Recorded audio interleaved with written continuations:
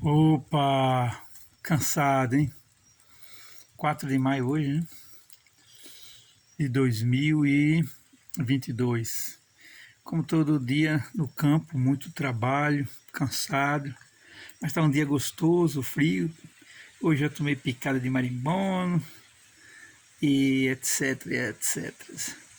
Nesse momento eu já acendo a fogueira, que no outono eu praticamente toda noite, outono e inverno, não estando chovendo, eu acendo uma fogueira, que é gostoso, né? Tá no sítio e, e ter uma fogueira para ficar aqui à noite orando. Põe uma mesinha aqui, aquela mesinha ali, ó. Encosta ela aqui, fica escrevendo. Tem uma tomada aqui debaixo desse banco de tijolinho, né? É um banco muito bom, foi feito há pouco tempo. E aqui a pira onde já acendi a fogueira.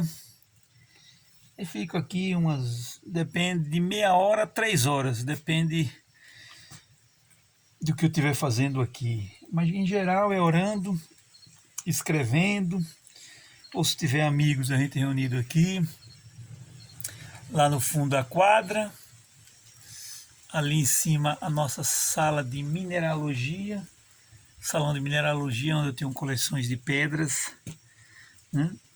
Eu gosto de pedras, eu gosto da natureza, né?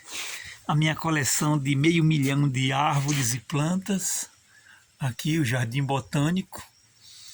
Então, para que morrer? Para ir para o céu, se eu já estou aqui. Né? Nem tudo é perfeito, nem tudo é perfeito. Mas, enquanto não vamos para o céu de verdade, vamos aqui nos maravilhando nesse céu, né?